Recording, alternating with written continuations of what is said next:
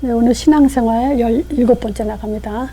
오늘은 16강에 제가 유튜브에서 어떤 사람이 그 믿음의 갈등이 있다는 얘기를 서론에 말씀드렸죠.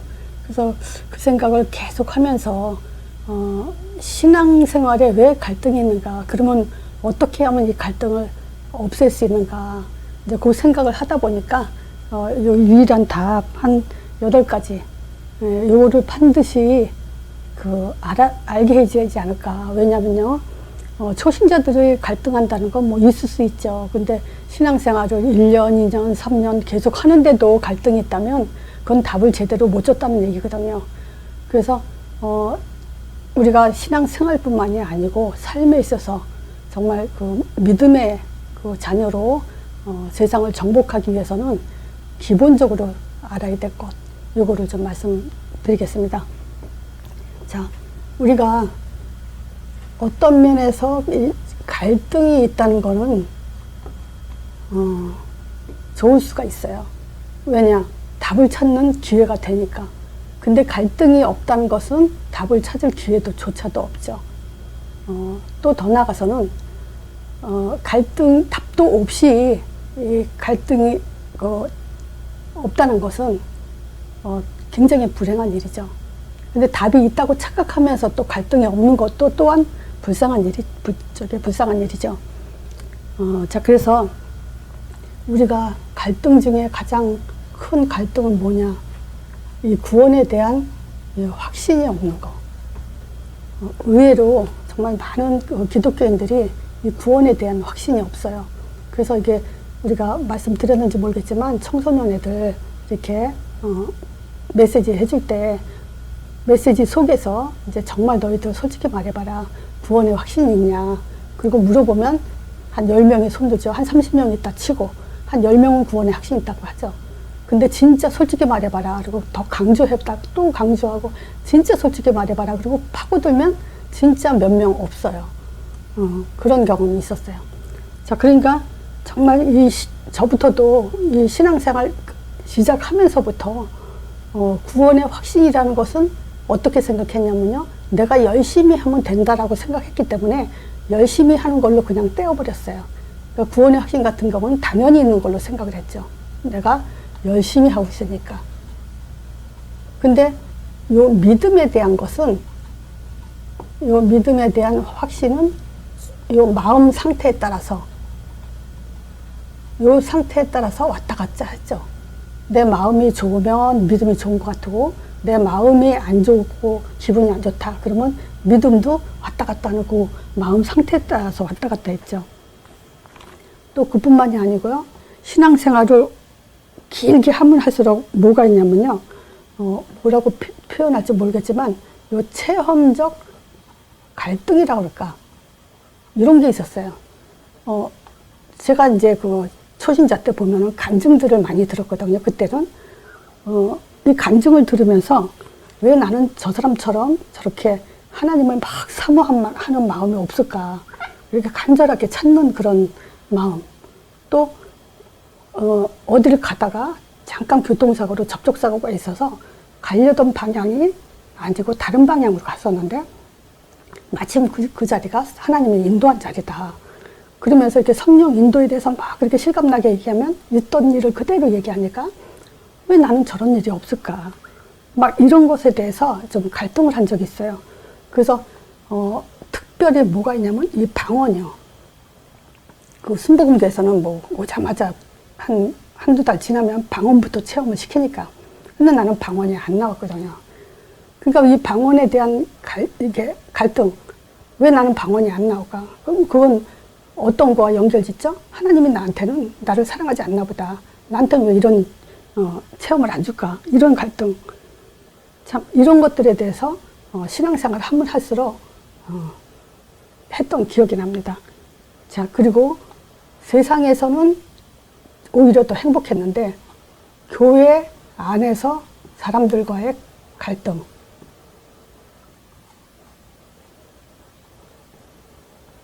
이런 것들은 세상 사람들은요, 안 만나면 돼요. 싫으면. 근데 교회는 매주 가서 예배 드려야 되기 때문에 안 만날 수가 없거든요. 근데 이렇게 사람들과의 갈등을 이렇게 겪으면서 참 뭐랄까 이 갈등은 더 오히려 스트레스가 많이 되죠. 교회 안 갈 수도 없고 갈 수도 없고 막 이런 속에 그러니까 이런 것들을 봤을 때 결국 갈등이라는 이 자체는 뭐냐면 한마디로 말하면 뭐죠? 답이 없어서 그런 거죠. 또 방향이 신앙생활을 왜 해야 되는지 그 방향이 안 나오니까 결국 갈등을 할 수밖에 없죠. 결론은 이 문제예요. 자, 그래서 제가 지난주에 16강에 언약적 믿음 이것을 이제 두 가지로 확신 없는 이유 이 두 가지에 대해서 말씀을 드렸는데 오늘은요 지금 이 갈등을 없애기 위해서 적어도 이 7가지는 반드시 알아야 돼요. 자, 그 첫 번째가 뭐냐면 한 분 하나님 요게 나올 줄 알았겠죠? 어떤 분들은. 자, 보세요. 왜 갈등을 하냐? 인간에게 있어서는 창조 자체가요, 하나님의 존재에 대한 확신이 없으면은 공허하게 돼 있어요. 예를 들자면요, 어떤 사람이 태어나자마자 버려져서 고아원에 들어가서 살게 됐죠. 그러면 그 아이는 자라면서 계속 무슨 생각을 하고 살죠? 내 부모가 누군가, 어디에 살고 있을까, 살았을까, 죽었을까, 그리고 왜 나는 버려졌을까, 부모가 왜, 어떤 이유로 나를 버렸을까, 이런 뭐랄까, 갈등, 상처, 이런 것들이 죽는 날까지, 없어지지 않을 거예요. 머릿속에. 이 사람이 성공을 했든 뭐 했든 그 생각은 끝까지 그 허전한 그 뭔가의 공허함을 채울 수 없는 그런 삶을 살게 될 겁니다. 마찬가지예요. 인간 존재 자체도요, 하나님과 함께 하도록 인도 속에서 응답받으며 살도록 그렇게 창조했기 때문에 우리는 이 한 분 하나님에 대한 답을 갖지 않으면 공허하죠. 그리고 계속 어떤 믿음의 갈등 끊임없이 오죠. 그래서 신앙의 첫 번째 단계가 뭐냐면 한 분 하나님 존재에 대한 확신을 갖는 겁니다. 그래서 저는 그 현장에서 이렇게 메시지 계속 사실은 거의 똑같은 메시지잖아요. 근데 왜 똑같은 메시지를 계속하냐? 물론 듣고 힘을 얻고 답을 얻는 것도 중요하지만 또 우리는 누구에겐가 이 말을 전달해야 됩니다. 이 메시지를. 그래서 어떤 분에게 슬쩍 물어봤어요. 어느 정도 현장에서 사람 만나면 할 말을 하겠는가? 이 말을 할 수 있겠는가? 그래서 한 분 하나님에 대해서 한번 설명을 해봐라. 그러고 해보니까 시원하게 이렇게 설명은 못 하시더라고요. 자, 그런 거 보고 또 한 메시지지만 또 해야 되겠다 이런 생각으로 이제 유일한 답 속에서 지금 말씀을 드렸는데, 자 보세요. 이 한 분 하나님은 영이시기 때문에 하나님 그런다고 하나님이 아니라 그랬죠. 그래서 적어도 간단하게 두 가지는 반드시 나와야 돼요. 이 하나님은 우리와 말씀으로 관계를 하시죠. 자, 이 말씀이 어떤 말씀이냐? 창세기 3장 15절 말씀이에요. 처음에는 선악과 먹지 말라 그랬죠. 근데 선악과 범죄 후에 주신 말씀이 바로 창세기 3장 15절 말씀이에요. 그래서 우리는 많은 사람들에게 하나님을 믿는다는 사람들조차도 뭘 얘기하냐? 당신이 믿는 하나님이 진짜 하나님과 어떻게 할 수 있냐? 뭘로 증명할 수 있냐? 그죠? 귀신 안 보이죠? 하나님도 안 보여. 그러면 귀신인지 하나님인지 우리가 어떻게 그걸 구분하겠어요? 그래서 창세기 3장 15절 요 말씀을 주신 하나님이 진짜 하나님이다. 그리고 뭐죠? 하나님의 이름으로 우리는 하나님 존재를 확인할 수 있죠. 요거는 이제 창세기 3장 15절은 하나님의 아들이죠. 예수 그리스도. 그래서 이 아들을 통해서 하나님이란 증거. 즉, 그래서 또 얘기하지만요, 우리는 하나님을 믿는 게 아니고 하나님의 아들, 즉 하나님이란 증거를 가지고 하나님을 믿는 거죠. 그래서 또 얘기하잖아요. 여호와 하나님이 모슬렘 이란 이런 사람들은 다 여호와 하나님 찾고 있죠. 자기네들이 믿는 하나님이 여호와라고 하죠. 그 여호와 하나님조차도 마찬가지예요. 그 여호와 하나님이란 증거는 양의 피를 가지고 나와야 된다 그랬죠. 그래서 하나님의 아들, 그림자잖아요. 양의 피는. 그 아들을 보내신다고 약속하신 하나님, 그 하나님이 진짜 여호와 하나님이죠. 그래서 여호와 증인들은 여호와 하나님이란 증거가 없이 여호와 하나님이란 이름을 갖고 하나님이라고 강조하는 거죠. 그 사람들은 진짜 여호와 증인이 아니죠. 진짜 여호와 증인은 창세기 3장 15절 하나님의 아들을 가지고 우리는 하나님이 있다. 그러니까 한 분 하나님, 요거 두 개만 잊지 마세요. 요 키, 한 분 하나님. 너희들에게 뭐라고 말씀하셨냐? 그 하나님이, 네가 믿는 하나님이 너에게 무슨 약속, 뭐 어떤 말씀을 주셨냐 했을 때 요게 나오지 않으면 그거는 하나님이 아니에요. 그래서 우리는 또 얘기하지만 하나님을 믿는 게 아닙니다. 하나님이란 증거를 믿는 게 곧 하나님을 믿는다는 그 확신을 가질 수 있게 됩니다. 그래서 한 분 하나님이 누구냐?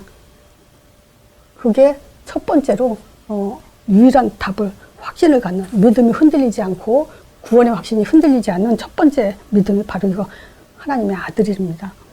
자, 그리고 두 번째 뭐냐? 나는 누구인가? 그렇죠? 내가 누군지 정체성을 찾는 것이 진짜 중요하죠. 어떤 존재인지 내가.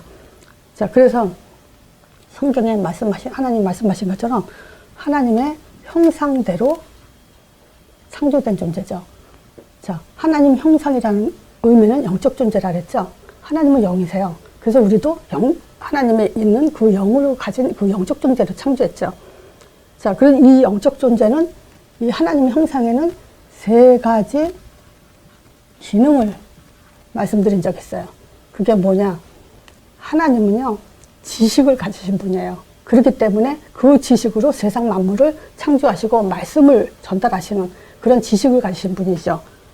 그래서 우리에게 하나님 형상이란 말은 하나님에게 있는 걸 부여받은 존재. 그래서 뭘 부여받았냐? 하나님을 아는 지식을 가진 존재. 그러니까 선지자적 기능을 말하는 겁니다. 또 예배드리는 존재죠.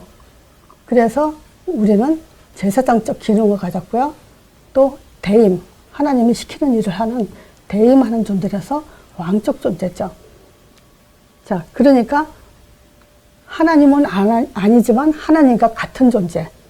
자, 그래서 제가 이렇게 사람들하고 이렇게 얘기하다 보면은 제가 하나님 형상에 대한 메시지를 따로 올려놓은 게 있거든요. 몇 강의. 흔들리고 문제 뭐랄까, 묶이고 잡히고 막 이렇게, 그런 사람들한테 저는 뭐냐면, 정체성 이거를 계속 들어라. 그렇게 얘기해요. 아주 녹취를 하라고 할 정도로. 진짜 우리 정체성을 이거 모르면, 내가 누군지 모르면 우리는 문제에 당하고요. 환경에 당하고 또 사람들의 말에 영향을 받으면서 휘둘리게 돼 있어요. 보세요. 하나님의 형상대로 하나님은 아니지만 하나님과 같은 존재. 하나님에게 있는 것을 그대로 부여받은 존재이기 때문에 한마디로 뭐라면 왕 같은 제사장이라 했잖아요. 베드로전서 그랬죠? 2장절에 왕 같은 제사장으로서 진짜 하나님의 영적인 그 축복을 받은, 그 보좌의 축복을 받은, 에덴의 모든 하나님 것을 부여받은 그런 존재예요. 이런 정체성을 우리가 갖지 않으면요, 우리는 뭐랄까, 진짜 하찮은 아무것도 아닌 우리가 그렇잖아요. 내가 나쁜 말을 할래도 나쁜 말을 한다는 자체가 내가 부끄럽잖아요. 그렇죠? 육신적인 얘기하고 사람들의 흉을 보고 뭐 불평불만하고 이런 말 한다는 자체가 내가 부끄러운 거예요. 그만큼 우리는 가치 있는 존재라는 것을 알아야 돼요. 자, 그래서 사람의 말, 또 어떤 사람이 설사 나한테 어떤 험담을 한다라도, 어떤 얘기를 한다 하더라도 우리는 거기에 내가 흔들리고 좌지우지되고 뭐 슬퍼하고 분하고 막 이런 것 자체가 그건 말이 안 되는 소리입니다. 더군다나 내 입으로 누군가를 흉보고 뭔가를 불신앙하고 이것 자체가 참 나를 스스로 땅에 떨어뜨리는 그런 행위죠. 자, 그래서 우리는요, 하나님의 형상대로 지음받은 엄청난 존재입니다. 하나님을 아는 자예요. 하나님께 예배드리는 자고 하나님이 시키는 일을 하는 그 대임자예요. 자, 그렇기 때문에 다시 한번 말씀드리지만요. 환경에 의해서, 문제에 의해서, 사람의 말에 의해서 지배되는 게 아니라 그거를 초월하고 정복하는 존재라는 겁니다. 그렇게 창조되어 있어요. 처음부터.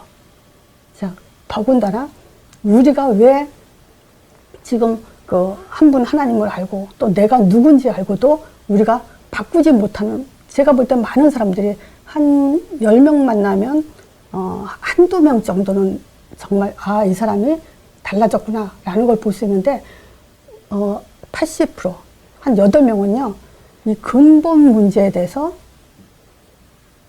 많이 들었어도요 정말 이 문제 보는 눈에 실패하는 사람들을 많이 봅니다. 이 근본 문제로 모든 문제를 봐야 돼요. 모든 문제를 보는 눈을 가져야 됩니다. 그래서 우리는 에베소 6장에 보면요 혈과 육의 싸움이 아니라 그러잖아요. 우리는 문제를 보면 거기에 사단이 공격하고 있고 사단이 통로로 가고 있고 사단이 속이고 있다는 것을 빨리 깨달아야 됩니다. 설사 우리의 생각, 내 마음, 감정 이런 것조차도 사단이 공격하고 있다는 것을 빨리 인식해야 됩니다. 그래서 제가 언젠가 그 말씀을 했잖아요. 우리가 그 어떤 문제가 있을 때 그 문제도 갑자기 당하는 문제가 있는가 하면 우리가 충분히 그 문제를 넘어설 수 있는 그런 그 시간이 있는 문제도 있다고. 그러니까 어떤 사람은요 무슨 말을 듣고 화가 났어. 그러면 조용한 시간에 기도하면서 말씀 보면서 언약 기도하면서 그것이 이렇게 다운되는 게 아니라 시간이 가면 갈수록 올라가는 사람이 있어요. 그런 거 보면 참 안타깝더라고요. 우리가 지금 어떤 존재인데, 어떤 존재냐, 딱 한 분 하나님 아는 그 증거를 가진 존재예요.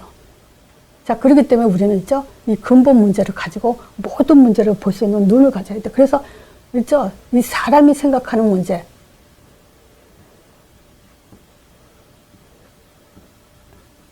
그거는 이 문제는 문제가 사실 아니에요. 하나님이 말씀하신 문제, 이게 진짜 문제예요. 이게 근본 문제예요.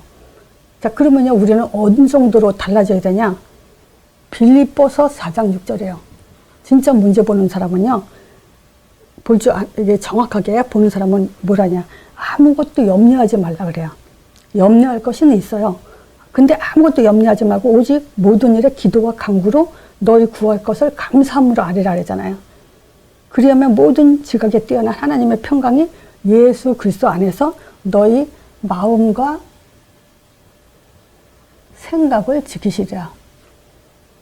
자, 요거를요, 우리가, 마음과 생각을 지킴받는다는 것을 그냥 컴다운 되고 또 마음이 다스려지고 평안해지고 그렇게 생각하면 안 됩니다. 자, 어떤 문제가 있어도 우리 마음과 생각을 지킴받는다는 것은 뭐냐면요, 이 복음 누림과 전도자의 삶,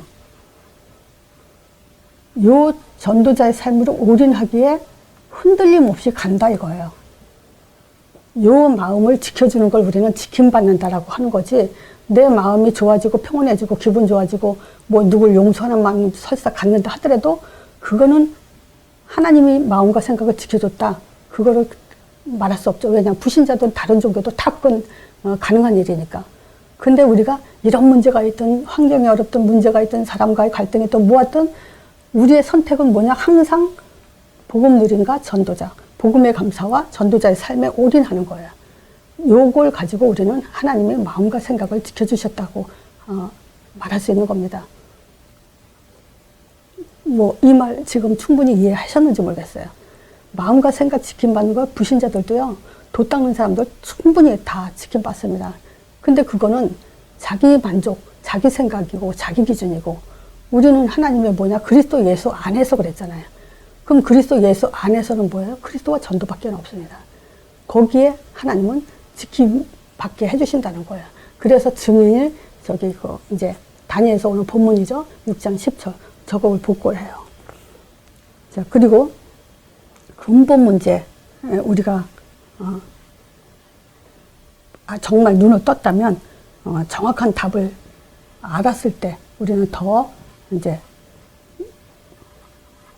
문제에게 힘을 갖겠죠. 자, 이거는 하나님이 주신 해답이에요. 자, 사람들이 찾는 해답과 하나님 주신 해답이 다르죠. 자, 근데 하나님이 주신 해답은 뭡니까? 일단 우리가 종교심에서 벗어나야 돼요. 마태복음 16장 13절에서 20절에는 처음에 예수님이 가이사랴 빌립보 지역에서 물어봤죠. 너희들은 날 누구라고 했냐 했을 때 사람들은 세례요한, 엘리야, 예레미야 선지자 중 하나다 그랬죠. 그러면 우리는 이 해답은 진짜 해답은 뭐냐면요. 우리 체질을 벗어나는 거예요. 체질을 발견하고 요거를 버려버리고 또 그 참신앙, 참 고백이죠. 요 참 고백, 주는 그리스도시요 살아계신 하나님의 아들이십니다. 요 고백이죠. 그리고 거기에 따른 응답 3가지 있죠. 바로 요거예요. 요 3가지가 우리한테 완전한 해답이 돼야 돼요. 그래서 아무리 복음 해도요, 우리 종교심 체질 못 버리면요, 결국 뭐가 안 되냐면요, 나는 잘 믿는데 후대가 안 나와요. 무너지게 됐어요. 시간이 가면 갈수록. 그리고 이 참 고백에 따른 응답까지 우리는 뿌리를 내려야 돼요. 그러면 뭐냐, 이 정도만 해도 믿음의 갈등 또는 뭐 그런 신앙의 갈등들이 거의 없어질 거예요. 저는 이거면 정말 충분하다고 봅니다. 자, 그리고 성경에는 2 종류의 인물이 있다 그랬죠. 이 답을 줬는데도, 창세기 3장 15절 답을 줬는데도 언약 안에 사람이 있고 언약 밖에 사람이 나왔다고. 가인과 아벨 2 종류의 사람이에요. 그래서 내 자신이 정말 언약 안에 있냐 언약 밖에 있냐 그거를 확인해야 됩니다. 만약에 모르겠어요. 내가 지금 언약 밖에 있는지 안에 있는지. 그럼 한번 물어보세요. 누구에게?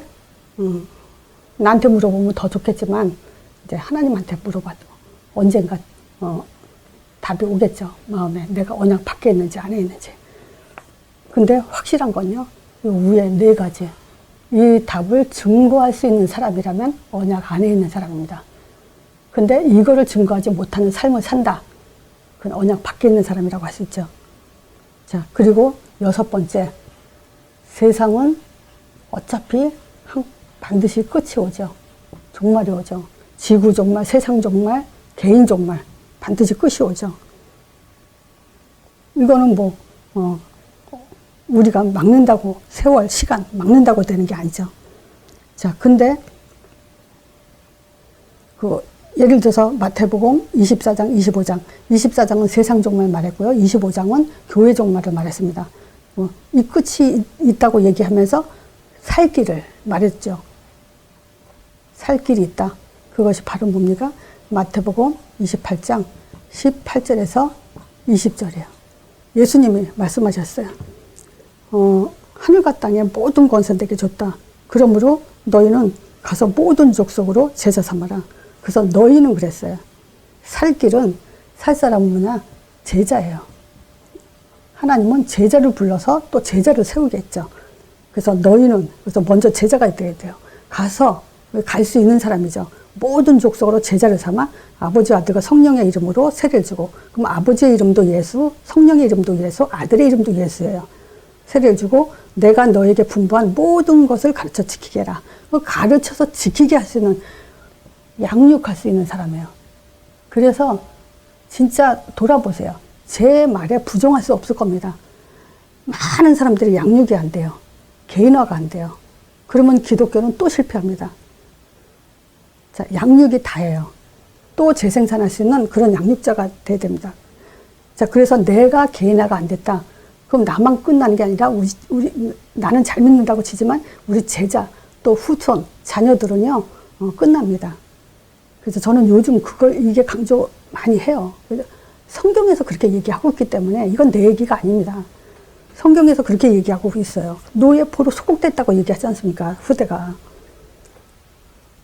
자, 그래서 정말 마음에 늘 저는 생각하는 것이 뭐냐. 제발 이 세상 사는 동안에 개인화되는 것이 나는 정말 간절해요.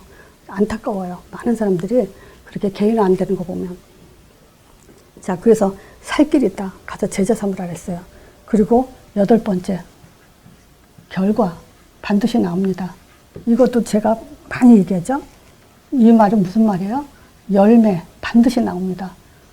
또 심판 반드시 있습니다. 자, 그거 보세요. 예를 들어서 가인의 삶은 가인의 삶의 열매가 나오고요. 아벨의 삶은 아벨의 삶의 열매가 나와요. 그렇지 않습니까?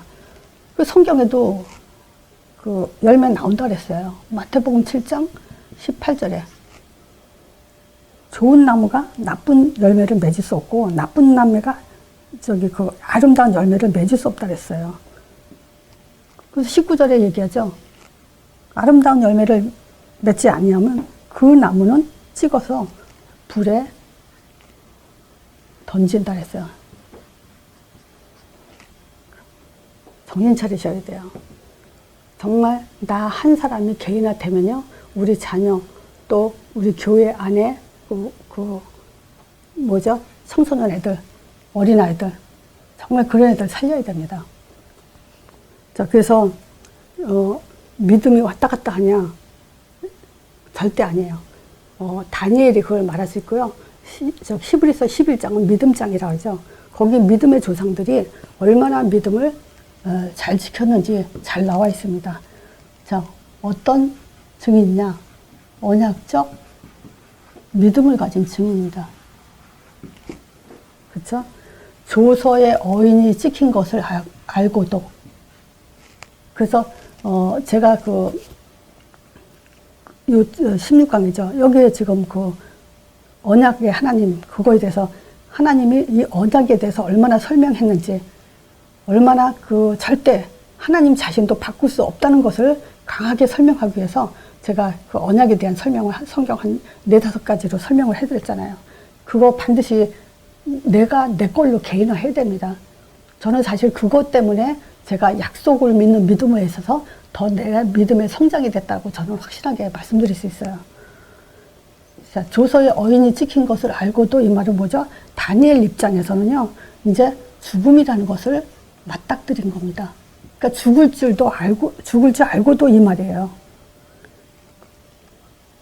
그리고 자기 집에 들어가서 그의 방에 예루살렘을 향하여, 그런데 요 예루살렘 요거 약자입니다. 예루살렘을 향했다는 것은 뭐냐면 언약의 땅이죠.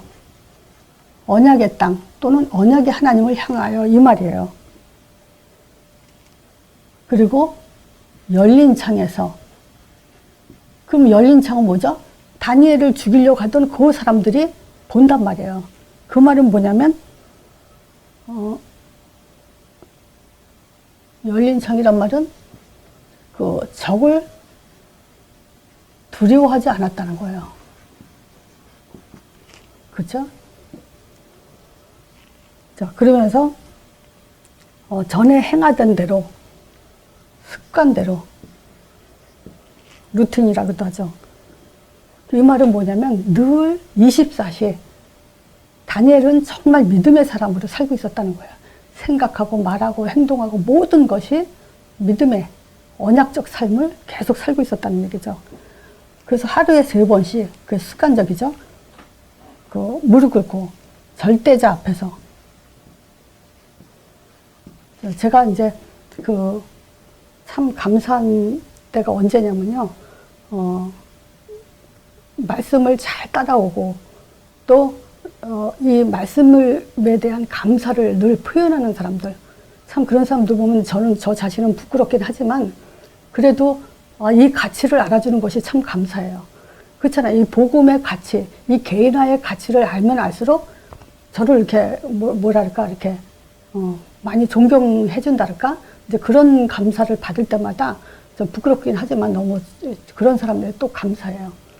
근데 어느 때는 내가 바로 이 사람을 내가 하나님 앞에 하나님이 보기에 칭찬하고 응답받을 그런 사람으로 내가 잘 인도하고 있는가, 이제 그런 부분을 또 제 나름대로 이렇게 또 점검을 하죠. 그러니까 그래서 내가 많은 사람들한테, 메시지 받는 사람들한테 내가 하나님 앞에 있다라는 생각을 종종 해보냐. 오늘 하루도 말씀 속에서, 기도 속에서, 또 삶 속에서 내가 지금 하나님의 앞에 있다. 이 생각을 하고 사냐. 이제 그걸 얼마나 하고 있냐. 이제 이런 얘기를 물어본 적이 있어요. 우리는 그래야 됩니다. 내가 지금 하나님 앞에 있다. 그래서 저는 이런 일이 있든 저런 일이 있든 뭐 속상한 일도 있죠. 뭐 스트레스 받는 일도 있죠. 근데 뭐가 있냐면 저는 하나님이 살아계신 게 너무 감사해요. 그게 제일 먼저 이렇게 생각이 돼요. 그리고 늘 하나님 앞에 있다는 그거에 대해서 저는 잊지 않고 있습니다. 그래서 절대자 앞에서 있다는 것을 우리 자신이 사실적으로 하나님 앞에 쓰길 바랍니다. 예수 이름으로요. 그러면서 절대자 앞에서 뭐냐, 죽을 상황에서도 감사하며 기도했다래요. 그래서 또 말씀드리지만요, 그냥 육신적인 감사가 아닙니다. 하나님 아들을 보내주신 감사, 십자가에 모든 걸 다 이루신 감사, 부활의 능력으로 사단 권세 깨트린 감사, 그리고 내가 지금 예수 이름 부를 때 성령 보내주시는 감사, 또 내가 사는 날 동안 땅끝까지 증인되도록 인도해 주시는 감사. 이 감사 속에 당연히 우리의 삶은 보장되어 있습니다. 응답도 당연히 따라오게 되어 있고요. 바로 나는 다니엘이 그런 감사가 아주 습관적으로 몸에 뱄다고 봅니다. 얼만큼 적을 두려워하지 않은 만큼. 그래서 지금 다니엘의 이 모습을 저는 응답 받았다고 봅니다. 또는 하나님이 주신 것, 다니엘에게 주신 것. 자, 뭐냐? 반석 같은 믿음이에요. 그쵸? 담대함 가졌죠? 두려움 없었죠? 그죠? 적을 두려워하지 않았어요. 분명히 우리는 볼 수 있죠? 요거, 다니엘 통해서. 열린 창에서, 이 말은 적을 두려워하지 않았다는 거니까. 그리고, 뭐가 있었냐? 열린 창. 바로 언약의 하나님. 그러니까 초점을 놓치지 않고 있었죠. 인생 방향. 예루살렘. 이걸 놓치지 않고 있었죠. 또, 예루살렘을 향하여 여기에는 뭐가 내포되어 있죠? 말씀 성취가 내포되어 있죠. 언약 성취요. 자, 그리고 정체성이 분명했어요. 절대 우상에 절할 수가 없고, 또 절대 적들 앞에 정복할 수 없죠. 무너질 수 없죠. 그래서 정체성이 어땠냐? 정복자의 정체성을 가졌다. 그렇죠? 절대 적을 두려워하지 않았어요. 그리고 보좌의 축복을 받았어요. 어떤 현상이 있었죠? 사자구려. 요 사자의 굴에서 사자의 입을 천사가 봉해버렸죠. 이게 보좌의 축복이에요. 자, 그래서 신앙생활의 갈등에 결론적으로 말하자면요, 이길 힘이 있으면 됩니다. 또 초월할 수 있는 힘이 있으면 돼요. 그거는 바로 요 지금 그 8가지 답, 유일한 답에 있습니다. 정말 하나님 존재에 대한 확신 가지세요.